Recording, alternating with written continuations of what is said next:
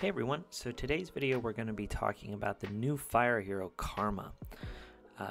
So whenever we got some info on, the content creator chat, her trait was actually showing as like an Aaron or a Maeve kind of trait, where the cooldown reduction was a thing, for ultimate abilities and things like that. On Aaron, it was showing the exact same trait as Aaron. So I was like, oh, that's a little weird. Maybe I'll just wait and see, if that was a typo or something. It ended up being a typo. This hero, in my opinion, from a red, green, blue perspective, is extremely good. So we're going to talk about her, and then I'm going to show you, the way she operates within PvP, because I think that's where she's going to make the most sense. So her trait is gains control immunity for the first round in battle. This is extremely important right now in endgame arena. There's a couple heroes that are just taking over the meta, to be honest, and that's Cordelia and Desdemona. And this person is a direct counter to both of them, at least in regards to not being able to be controlled by them, which is really cool, and I think she's going to be able to do a lot of damage. I haven't encountered a Desdemona yet, so I don't know how this will work, but Desdemona doesn't allow for counterattacks, but sometimes the coding is weird, so maybe she'll be able to. But anyway, the control immunity at the first round of the battle is extremely important. This makes her really relevant even without her A5. But then she also says when a team member receives control effects, immediately gains one bonus turn, and she can do this up to 2 times per battle.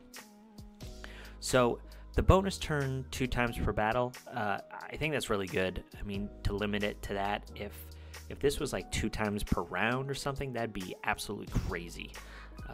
So the 2 times per battle, I think, is fair.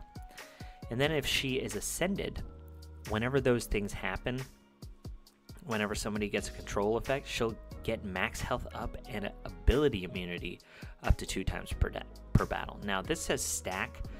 I don't know if this max health up operates like Hakron, where it just stays there. I think it does, because I'm pretty sure that's how her counterattack on her special works. And the ability immunity is just, man, that is such a huge ability to allow her to not get hit with anything is really cool. So if your opponent brings in a Cordelia and you have a way to trigger her, they need to ban Karma or they might just lose. So anyway, let's talk about the rest of her kit. So she has a basic ability that deals 110% damage whenever booked, and I have a couple books in her just to help with stats and stuff, and I got a little lucky on the books, so we'll be able to give you an idea of like some decent potential here.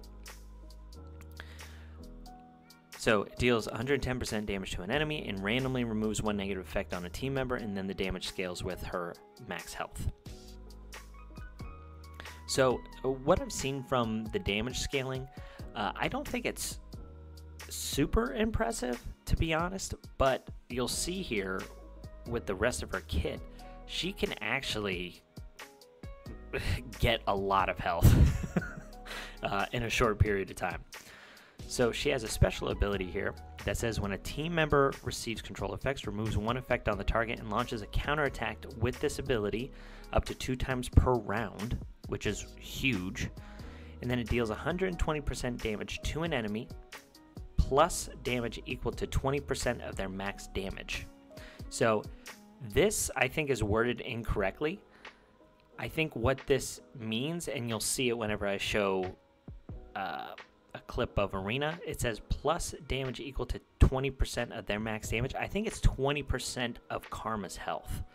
And again, I'll show you that whenever we go up against Cordelia. Her damage scales. Like, she'll do a certain amount of damage on the first counterattack, and then she'll get this max health stack, and then she'll counterattack again because Cordelia tries to do her effect again, and it does more damage. So I'm pretty sure it scales off of Karma's max health. And then on top of that, like I said, it gains 1 stack of max health up, and she has 6 stacks capped there. Now, I don't know if the max health up is capped at 6 stacks just off of this special ability, and you can get 7 or 8 from her trait if she's ascended. I don't know. I won't be able to test that for you.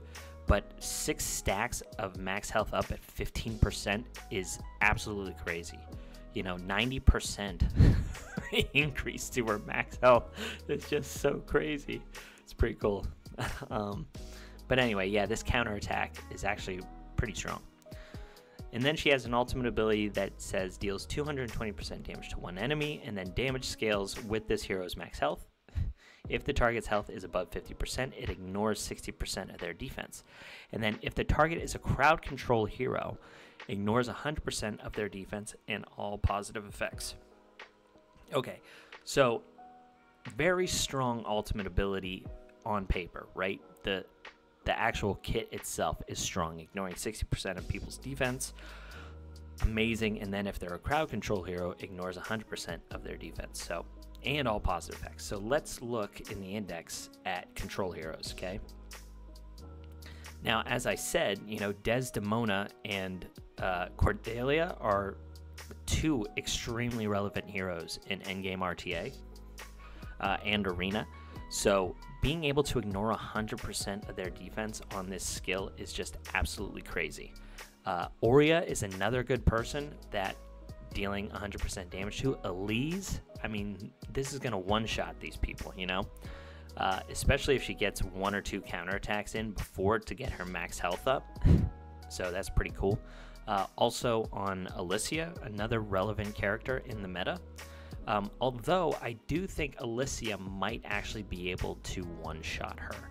So I would be careful with that. You know, Onamaros is another one who's kind of relevant in the meta. So another person where if you have enough precision, she can probably one-shot him. Ignoring 100% defense is just such a huge skill. So that's who that has an effect on in regards to her ultimate ability. So back to the kit here. So we went over the ultimate, and here are her stats. So I basically tried to get 100% crit rate and just stack as much health because I wanted to see if the scaling actually mattered, and then also if the true damage was based off of her max health, and I think it is. So the gear, I just have her in some broken pieces. I do have a Terra set, which was pretty nice. You know, I've got health percentage with crit rate, crit damage. Same thing with health, crit rate, crit damage. Health, crit rate, attack percentage. Crit rate, attack percentage, health.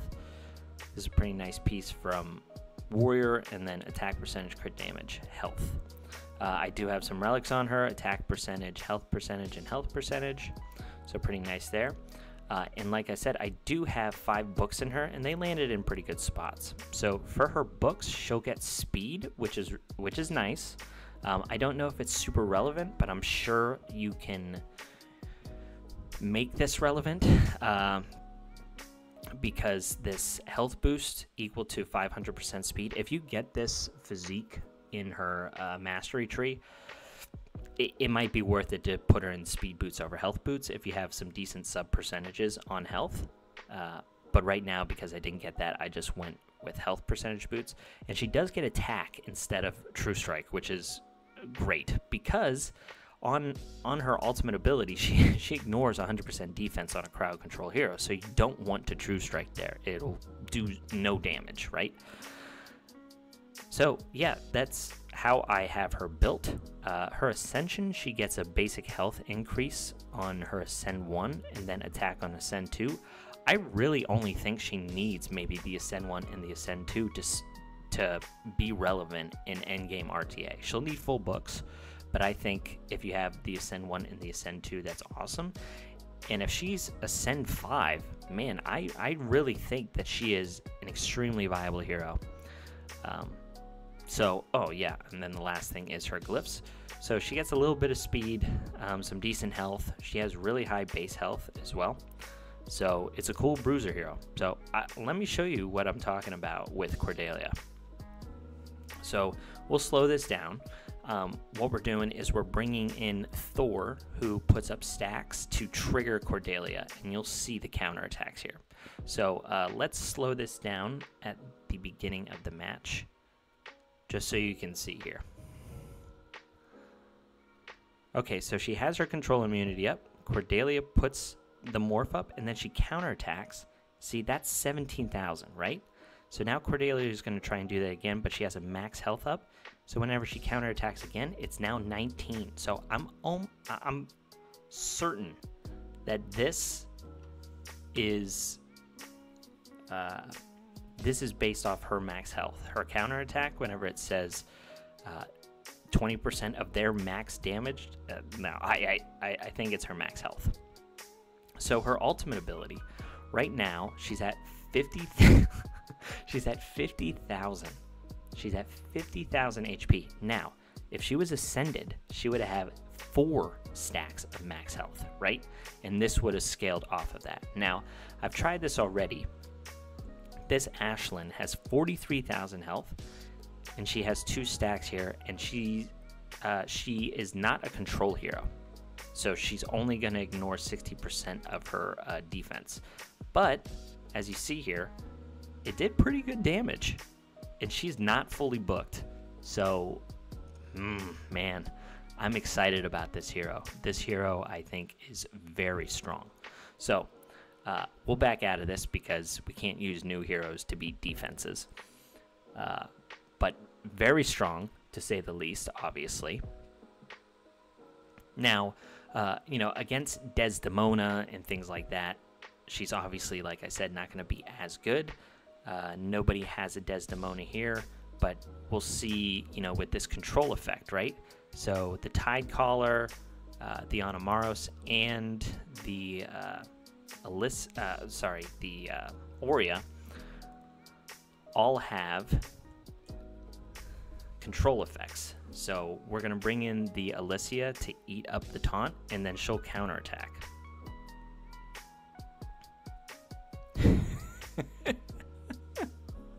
I mean, this is such a cool character, So Anamaros, I don't have a whole lot of precision on her, but she's going to ignore 100% of the defense from Anamaros. And with 1 stack of HP, she's at 44,000 health. So see, there's the deflect. Sadly, if I didn't deflect there, it most likely would have one-shot. So we'll see the counterattack here from the freeze as well, and again, she gets a bonus turn.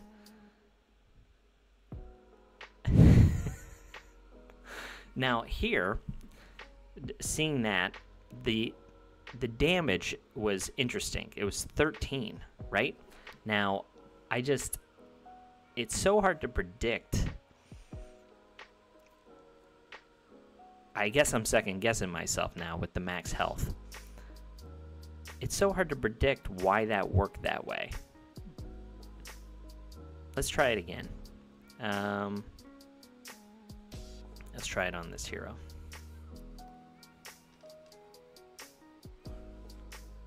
So wasn't the first one on... Okay, so that's only 6,000. Maybe it's 20%? What is that? Let's do some quick calculation here. Is it 20% of their max health?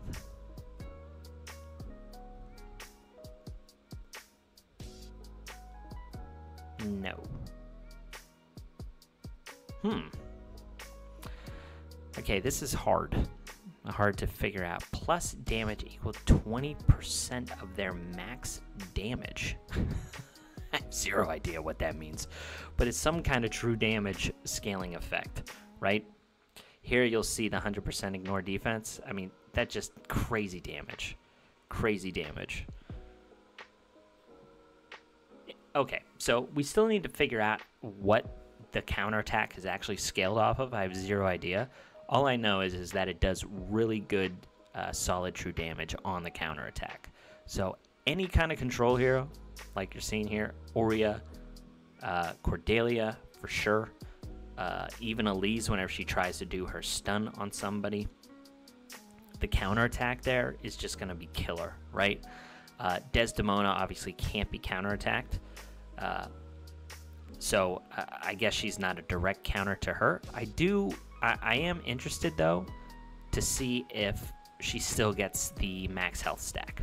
So I'm assuming she wouldn't, just on her passive ability or her special ability.